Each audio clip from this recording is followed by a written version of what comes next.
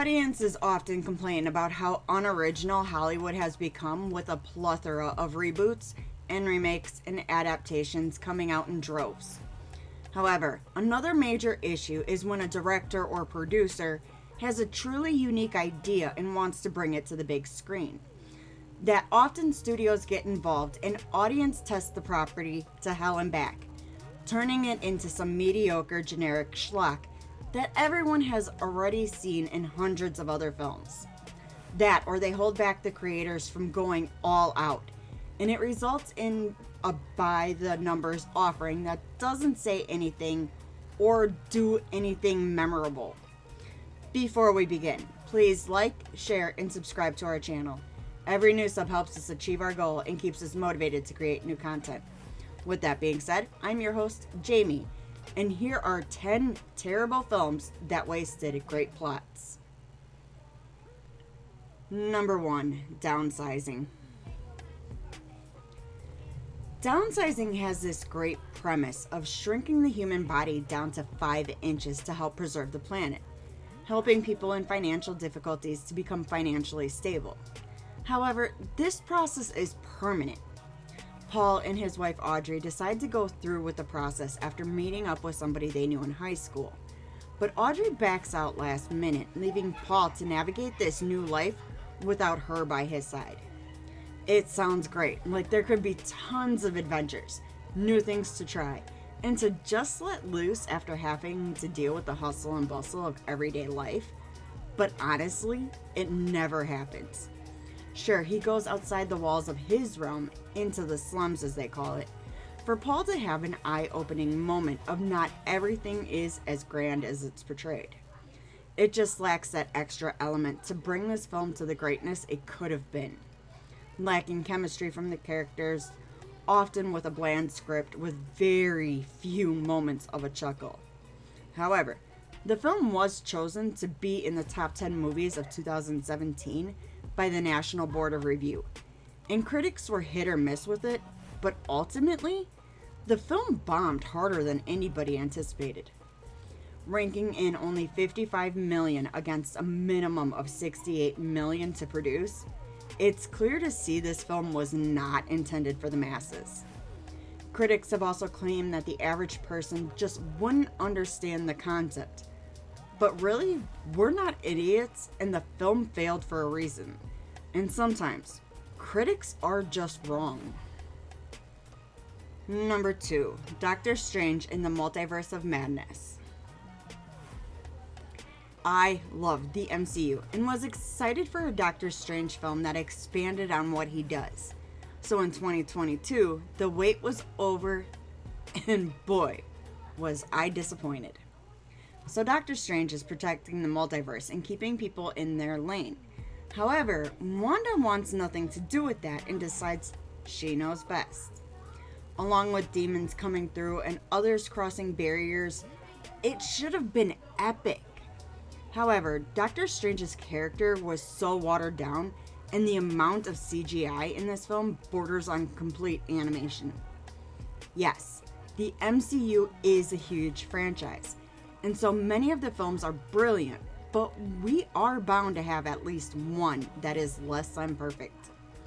The amount of times people pass through trying to get to the universe they want, then battling across whatever landscape they're trying to get to, the correct one, it's almost taking away from the Loki series where he's trying to get one timeline, keeping all the universes separate. Sure, the film's got some flair, but just doesn't add up to any of the other films. Number 3, 007 Spectre. James Bond has been around since the early 60s in film, and currently has 27 films under his belt. But sometimes, things aren't as good as they should be. Daniel Craig is Bond in this 2015 spy thriller, and is the second highest grossing film in the series, just shy of Skyfall. In this film, Bond is sent to find others, stop bombings, and put an end to the idea of ending the 00 program. So M is currently in a struggle of power against C, who wants to end the 00 program and join the rest of the world with the Nine Eyes. However, something seems amiss to our wonderful agent and is on the case to figure it out and take down the bad guys.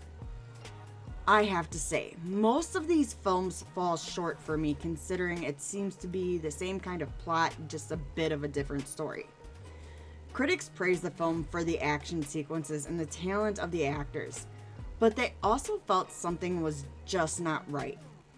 It's boring and almost far-fetched in some scenes. I often felt that it was just a jumbled mess. Fortunately, it does not bleed into the next film, as it did get a lot better. Number 4, Passengers. 2016 brought us the science fiction romantic film starring Jennifer Lawrence and Chris Pratt. I will say, this is one of the better films on the list, and it's a simple watch. We follow Jim as he is woken up 90 years early from his sleep aboard the Avalon, which is a ship taking passengers to a new planet. After a few years of isolation and unable to fix his pod, he decides to wake up Aurora, claiming that her pod malfunctioned as well. The two become close and try to navigate being the only two people awake, all while traveling to this new planet and fixing the ship when it's needed. Honestly, it's kind of weird how he just decided on her and basically preyed on her. He woke her up because he thought she was beautiful, and we all know he was thinking with the wrong head at the time, and ultimately doomed her to her death because he was just a bit too lonely and horny. It is a long film, and a lot of downtime that could have just been cut out. But once the two characters decide to work together to save the ship and the rest of the passengers, they ultimately fall in love and stay awake the remainder of their lives. I did enjoy watching Lawrence and Pratt on screen, and it was enough to just pass the time. Yet if you're looking for a more fast-paced, scientifically accurate film, this would not be it. Number 5, Transcendence. Johnny Depp rarely appears in films that flop like this, so when I first watched it, I was confused. We follow Dr. Will Castor, played by Depp, as he studies sapience and artificial intelligence. He's trying to create a smart computer of sorts, one that can transcend all information. Does anybody see something wrong with this? We do not need computers doing the thinking for us. We all know how this turns out, but I digress. Of course, there's a group that wants to shut his program down, and Will eventually has his consciousness uploaded to the program he and his wife had created. And things get messy. We've seen these plots before of AI taking over the world and the resistance fighters who take them down. But here I felt it just lacked the suspense or reasoning why he wanted to create this type of intelligence. Was it for his own gain? Was he trying to be better than the next guy? Or is he just plain curious how far he can take it before it blows up in his face?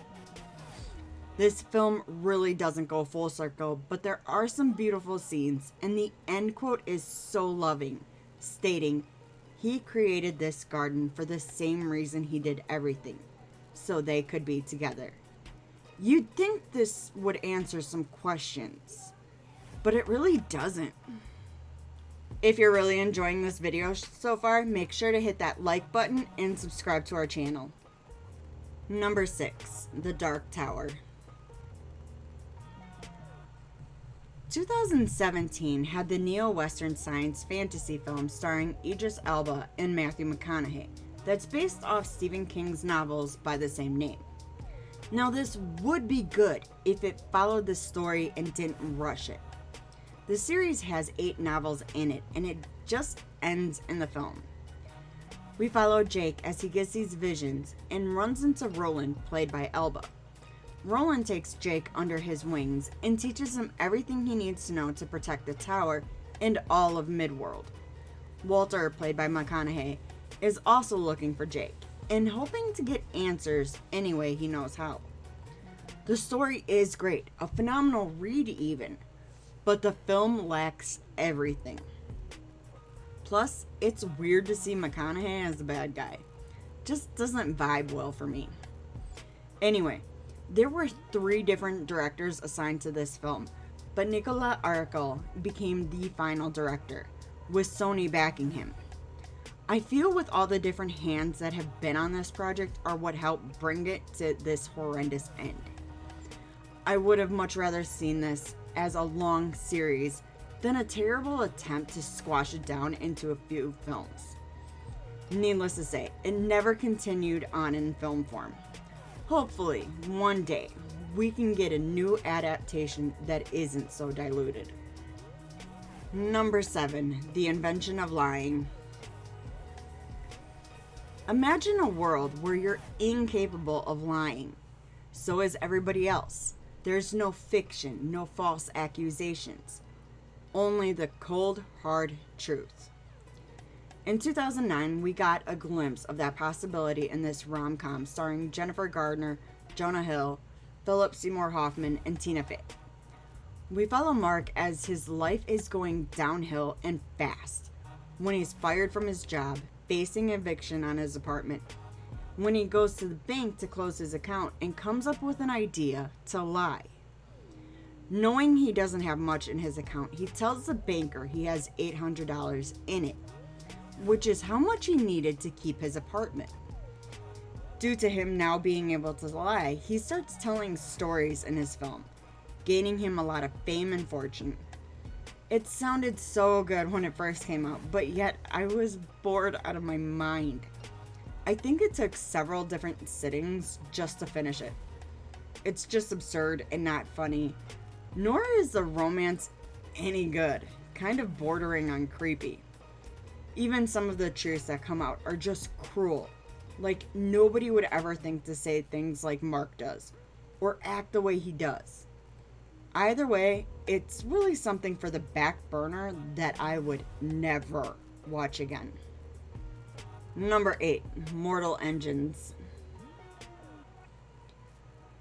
Following Hester, a fugitive assassin who's on a mission to get her revenge against Thaddeus Valentine for the death of those she loved and the scars on her face. Set long after a cataclysmic conflict, cities are no longer set in one place, but rather are convoys of places on wheels. It's almost like trucks and whatnot, but kinda different. Some cities stay in the same place. However, most of Europe is now this traveling band of people as they go around looking for more cities to take over. It's a visually stunning film with great effects and action, but the way everything comes together just doesn't work. Philip Reeve, the author of the Mortal Engine novels, claims that the film is fantastic, with a lot of changes even, still remains fundamentally the same.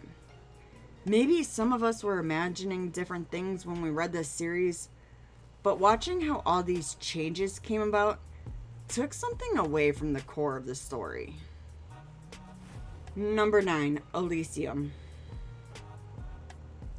Set in 2154, this dystopian society is one that should have been reworked a little.